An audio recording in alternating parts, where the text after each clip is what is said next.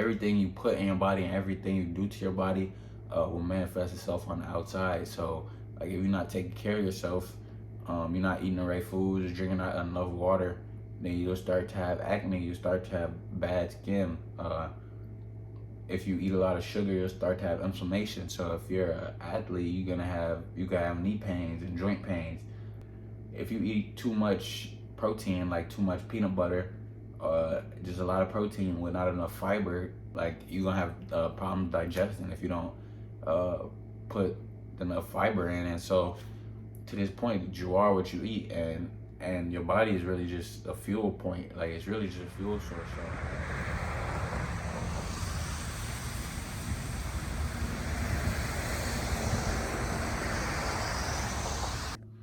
SBD podcast, man. What up? What up? What up? Shout out to all the viewers and the listeners of the SBD podcast, and we here. You feel me? I really just woke up, and I woke up late. It's 10 a.m. You feel me? I'm actually recording this on Sunday, so when I post it, it's gonna be live off the press. But you feel me? I'm gonna start school tomorrow. So last night I was just enjoying my free time, enjoying my time off with some nice video games and the UFC fights and all that. But today I got a episode that I've been waiting to want to talk about, and that is, as you can tell by the title, as you can tell by the thumbnail, health and fitness. And before I even get to talking about anything else regarding health and fitness, I'm gonna go right into my story and how I started training and how I started exercising and seeing results. And I would say the first thing that got me training and what taught me how to work out and exercise was playing basketball. And I started playing basketball when I was in about third, fourth grade. And I was trash. I was trash at basketball in the beginning. I started off third, fourth, and then I played in the league. I played in my school team on my Lutheran school. It was my first team I ever played for. I remember I wanted to be the center, and my school was so tiny that we had boys and girls on the same team, and I didn't know nothing about no positions or nothing about basketball, but I knew what a center was, and I wanted to be the center, but they didn't let me be the center. I was like a forward, where I stayed for most of my life. You feel me? I was a forward, but then I played in another league. I remember I played in this fifth grade league, and it was people that was way better than me. And for most of my basketball career, I was low-key trash. I low-key wasn't good until I started grinding, until I started putting in that work, waking up early hours, shooting shots in the morning.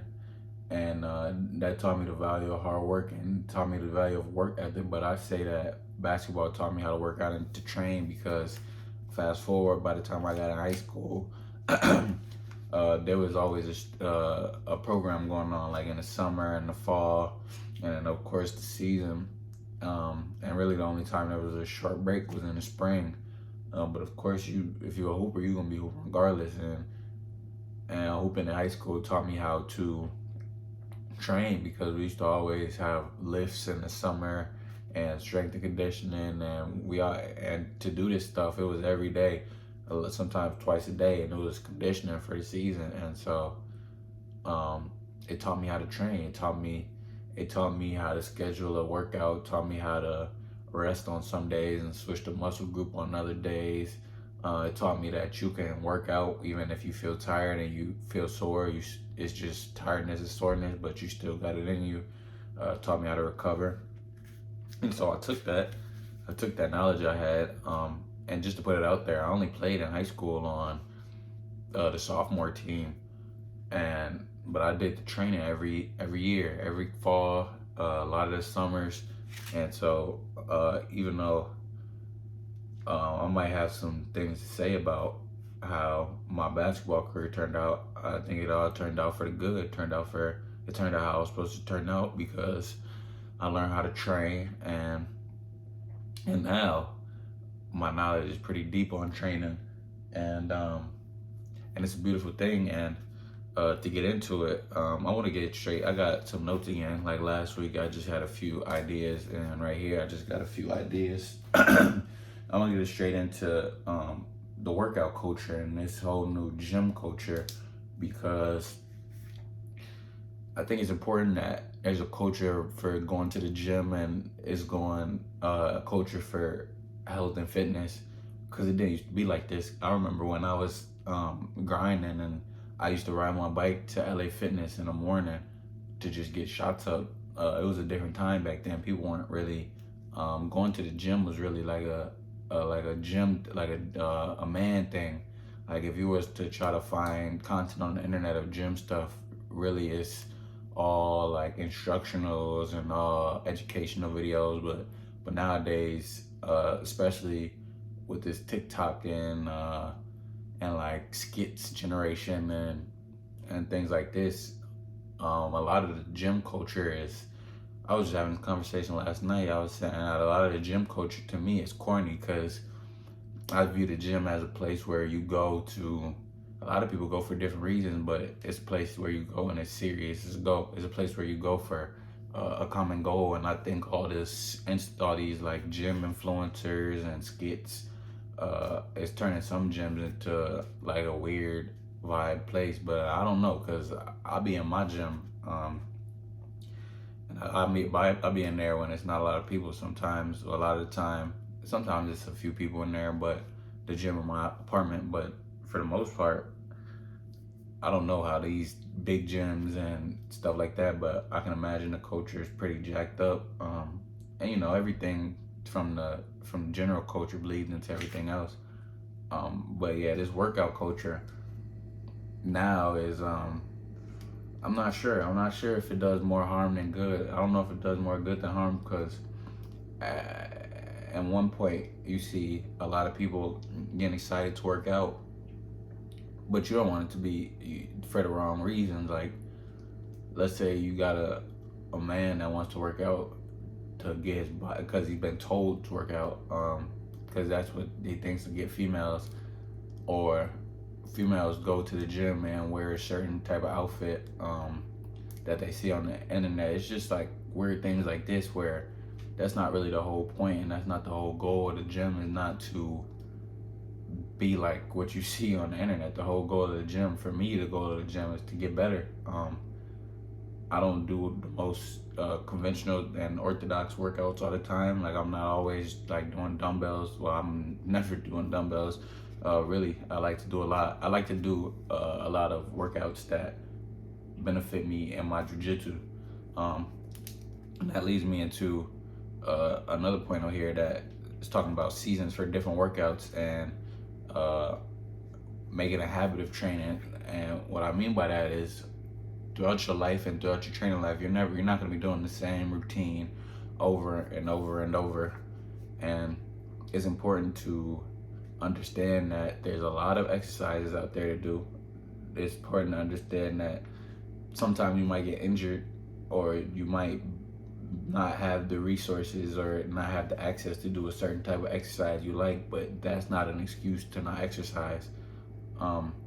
And I guess I kind of put the cart before the horse without explaining why exercise is important, but I think a lot of people understand why exercise is important, but I'll still get into that. But when I say it's a season for different routines, like, you may have a stretch of time where you do a certain routine and you stay consistent on that, but there's other times where it could change. Our circumstances in life change, but there's always a way that you can sneak exercise in your schedule to stay healthy. And it's important to stay healthy. Health and fitness, health and wellness is very important. They say health is wealth, and this is the truth, because I was looking at a picture of P. It's P from Quality Control, the rap label, whatever he is, and the man is just like blubber, like the dude from Star Wars, that was like a Boba Fett. Like, I don't know if that was him, that fat dude, just blubber, and folks was all on him in the comments. And so, like, if you got all this money but you out of shape and you got trouble breathing and all this type of stuff, then what are we really doing with that wealth? Like, how long will you be able to enjoy it? What's your quality of life like? And so when I talk about health, I think it's real important that people understand that staying in shape is important. we live in this culture where uh, we want to make everybody feel good, and we want to let like moral relativism. Nobody wants to stand on the truth and stand on what's real, and that applies to our health too. Because nowadays a lot of people is obese. We're not really telling people that, like, people know that it's not good, but we're not really reinforcing it. Like, people have ailments in their bodies and be sick and all these type of things, and then they want to go turn towards like medicine, or turn towards some kind of one-stop solution, like a wonder pill, or something like this. But it's simple. It's simple. It's your health. It's your diet, and you can see it, like you got a big belly, or you got, like, stuff is going on. Everything you put in your body and everything you do to your body will manifest itself on the outside. So, like, if you're not taking care of yourself, you're not eating the right foods, drinking not enough water, then you'll start to have acne. You start to have bad skin. If you eat a lot of sugar, you'll start to have inflammation. So if you're an athlete, you can have knee pains and joint pains. If you don't eat enough, if you eat too much protein, like too much peanut butter, just a lot of protein with not enough fiber, you're gonna have stomach pains, and you're gonna have problems digesting if you don't put enough fiber in. And so, to this point, you are what you eat, and your body is really just a fuel point. Like, it's really just a fuel source. So however you want to fuel your body is how it's gonna respond, and that's something that's lost. Well, not lost on me, but lost on some people, where you think that you can eat sweets and just eat they call them hyper palatable foods, which is like hyper processed foods that is like not real food, like Rice Krispie treats and Cheez-Its and muffins and donuts and chips. Like, these type of foods, like, they're not real food. So if we're gonna keep talking into the theme of diet, and I'm just bouncing out my ideas out here. If anybody's listening, hopefully you get some value. But I think the most simple way to get a better diet is to just only eat real food, and that means limit your processed foods, your highly palatable foods to a minimal. Keep it for like a reward, but don't keep it. But you can everything in moderation. But when I say moderation, that means you don't have to eat it every day, every week, not even every month. But and once you start eating clean, you're not even gonna want the highly palatable foods, because once your body gets used to eating real foods, then once it eats that processed crap and that garbage, it's like, whoa, like, what are we doing? Like, what's going on? This is not normal. But if you constantly eat that stuff, then your body will adjust, and we see the effects of it adjusting. You get a whole bunch of body fat.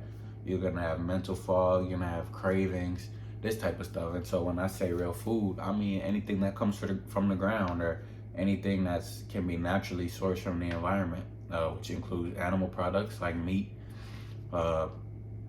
eggs, nuts, fruit, vegetables,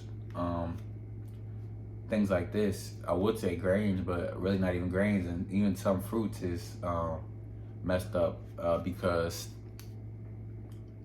like, health and nutrition is a field that is not fully understood yet. And if you're not, they say that you don't know what you don't know, but I found that the more you learn, the more you figure out what you don't know. And so I've kind of become like a small student of health, and I am a kinesiology major, but I've become a small student of health and nutrition. And I realized that people don't have the answers. Like, scientists don't have the answers, but a lot of scientists are lying to you for the benefit of the food companies. They got the food companies got scientists in their pocket who make up like studies and models to try to push not their agenda, but just try to push their product. They're trying to sell their food and tell you something that's healthy when it's really detrimental to your health. So going back to the fruit thing, some people may think fruit some fruits and some fruit products is healthy. Like say you get a big smoothie, but we have to understand that fruit is very high in sugar, and some fruits is higher in sugar than other ones. And I'm gonna just give you some quick things that I learned. So when you ingest sugar, it gives a reaction in your liver. And don't take my words. Uh, just take the general concepts and do your own research. But this is something that I believe is true, and I've heard before. But when you drink sugar, it impacts your liver, and I think it releases insulin or it releases something. But certain fruits are just got a whole bunch of sugar. So the more sugar you eat, the more work it puts on your liver. And when you drink a lot of sugar, ingest a lot of sugar, it causes insulin spikes and drops, which makes you hungry. So this is why juices are not that good, because of when you eat a fruit. One good thing about the fruit, besides the antioxidants and the minerals, depending on what fruit you eat, and the phytonutrients and all those type of things, is the fiber. And so the fiber is like a network of branches all together, and this is what helps the body to be able to digest the food. But if you blend up your fruit, then you're gonna blend up that fiber. And I was just talking to some of my homeboys about this, and they were basically wondering, like, if you blended up the fiber, wouldn't the fiber still be in the fruit drink, and like still just in the composition? But if you think about fiber is not the same as different things, like different, it's not the same as minerals or antioxidants, but fiber is like a rope. So if you want to use a rope in real life, you got a whole rope. Let's say you put it in a blender and you chop it up, chop it into 1,000,000 little pieces. You no longer have a rope, and that rope's not going to work how you want it to work. And that's the same in your body. When you eat fruit, it got the skin, it's got the fiber. So instead of being a sugary just blast and just going straight into your body and straight into your liver and having all these reactions that'll make you hungry later on and do a lot of things in a long period of time, if you just eat the fruit, then it'll be better. And a lot of people, the fruits that give off the least amount of sugar is berries, and that includes blackberries, raspberries, blueberries, and I think strawberries. But like things like apples, mangoes, grapes, bananas, these type of things, they got too much. Pineapple, these type of fruits, they got too much sugar, because they're tropical fruits, and you might think they're healthy, but even like eating fruit will give you the same feeling as, and it's funny, I just burped, excuse me, and I kind of taste pineapple. That's besides the point. That's kind of gross. But even when you taste the fruit, a lot of times it's real sweet. It's like you're eating candy. It gives you the same feeling. Like if you eat too much fruit, and I don't know, for me, if I eat too much fruit and the sugar is just like messing with the inside of my mouth, it's like the same feeling if I was eating a whole bunch of like Skittles or whatever. So that's why it's important to be knowledgeable and educated on health, because it's a lot of stuff that is known, and it's a lot of stuff that we're told that's not true, and it's a lot of research you have to do for your own body and your own situation. So for me, right now, I'm just on the blackberries, and I eat just like a few blackberries,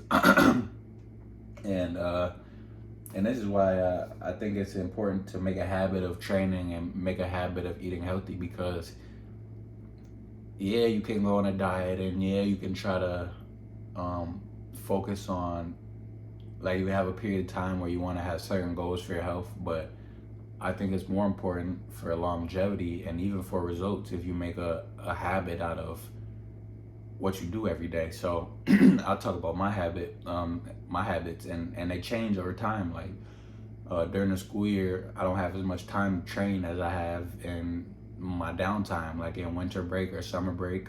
And hopefully when I graduate, I'll have a lot of time to train, and that'll be wonderful. But like, I'm just coming off winter break right now, and I've been training a lot because I just had the time. So I like to train in the morning before anybody gets in there. Not that there was a lot of people in there during the winter break, but I was doing I can't run, I can't do jujitsu right now still, and I still can't make a fist with this because of my pointer finger is still healing. So right now I just been running and stretching and I do a little bit of strength and conditioning, but I'm trying to attack the areas I'm not the best at right now, and I'm not the most flexible person, and I want to become more flexible. So jiu-jitsu, I can open up a bag of techniques that I don't have access to right now, and be able to improve some techniques. And ultimately, the ultimate goal, again, flexible, is just injury prevention. And at first I didn't want to stretch, and stretching is boring, but like this injury, this dislocation, it's forced me to get into stretching. And so I had to take this this minor setback and turn it around and start doing something that's gonna help me in the long run. So I can't even be mad. I'm just ready for it to be healed, but I can't rush. And so yeah, but when I say seasons of exercise, like in the summer, I wasn't doing no stretching and I was hardly running. I was doing these knee exercises to get your knees stronger, the ligaments in your knees stronger, and I was on a program. Excuse me, I was on a knees over toes program. I was doing that in the summer, and before I was doing that in the summer, I would just be doing my strength and conditioning, and I might have been running more, I might have been jump roping. So when I say it's a season for training and make a habit of training, sometimes our routine gets boring. Like say if you like to lift weights, just free weights, you might get bored, and so maybe you hop into the calisthenics, or maybe you start to do more cardio, or maybe you find something to do like a martial art, maybe you start boxing. And I think it's important to keep it fresh and keep it fun. That's why me doing this jiu-jitsu is just it's a way to keep my mind on the right state, and well, less than that, just keep my athletic fire burning, because I think a lot of people fall short trying to learn how to exercise because they don't really have a goal. They don't have an end game, and it's not a habit for them.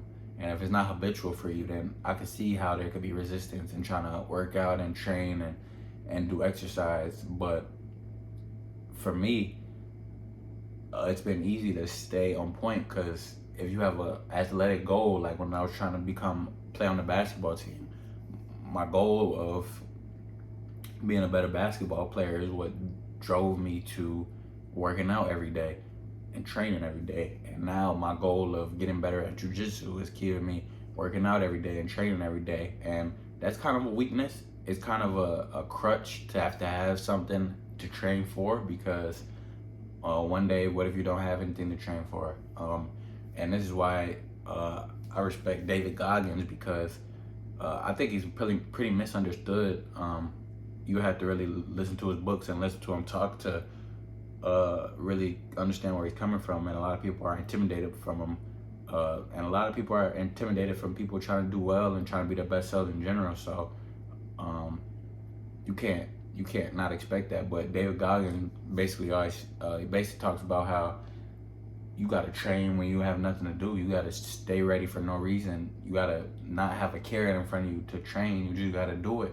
And it's really just a discipline thing, and it's a heart thing, and I respect that sentiment, and I think that's true. But not everybody's gonna have that type of discipline. So it could help you to have a goal down the line, or just fall in love with the process. I just think the most important thing is to just train, because you got to train for life. You can't just train for now and try to get muscles for now and stuff like that. I want to be training for my whole life, so it's going to constantly keep changing. Right now I'm in this jiu-jitsu stage of my life, and I'm going to be focused on mobility and just things that is going to help my jiu-jitsu game, like core strength and like muscle endurance and muscle strength and stuff like this. But when I get older, I'm going to be focused on like when I get super old, I want to just be walking. And I walk a lot now. And this is what I say, excuse me. This is what I say, make a habit out of training. One second. Make a habit out of training by incorporating it into your daily lifestyle in a way that is a habit now. Cause for me, one of mine is walking, cause I don't have a car. Um, but a few years ago, a summer or two ago, I was working summer camp, and I would just walk, and it was about a 40-minute walk, and I would just walk every day. And let me tell you something. When you start doing something peculiar, out of the out of the normal, and people see you, people subconsciously and consciously will be like, why are you doing this? Like they'll try to project their feelings onto you, um, like and try to like get you a ride or like tell you. People have given me rides and like telling me I need to ride a bike, and some people do it out of good faith, but I just think that when you're doing something peculiar and you're doing something that's out of the ordinary, people will try to project on you to keep you down, to stay on their level. And it is what it is. But when I started walking, I was losing a lot of weight and I wasn't even hitting the gym. I had a gym membership, but I cut it off because I wouldn't have that much time to go to the gym because I was working or whatever. But I would just walk, and I was losing more weight just walking to work and being on my feet with the kids and then walking home. I was losing so much. I was walking and on my feet so much in the hot summer and sweating so much that I didn't have to go to the gym. I was still losing weight, and if I wanted to, I could have just did like push-ups at home and like abs at home, and that'd have been training, that'd have been work. Somebody in a different situation, they might have just drove to work and then go to the gym and just like did a few things here and there throughout the week. But it's got to be every day. You got to make a habit out of it. And the crazy thing about it is, well, the nice thing about it is when you exercise, especially like running, like cardio, you get that runner's high. You get them brain chemicals to reinforce what you just did, and it elevate how you feel, and it set the tone for the day. And I think that's a beautiful thing. Like a lot of people, a lot of drug addicts, they turn into workout addicts because you get that brain chemical release. But I think training is a beautiful thing. Let me. So I have health and fitness. Why health is important. I kind of went into that. Health is wealth. You are what you eat.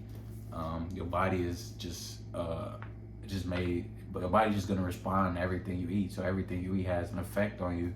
And when you're young, if you're already kind of healthy when you're young, you can get away with fueling yourself off of trash. But the older you get, the more you start to feel it, and the more you start to break down your body when you do eat that stuff in the background. So even if you don't feel nothing now, eating that stuff is just gonna speed up the problems that you're gonna face in the future. And it's definitely not easy eating healthy. I should have made this I should have separated the fitness and the nutrition part. But it is what it is.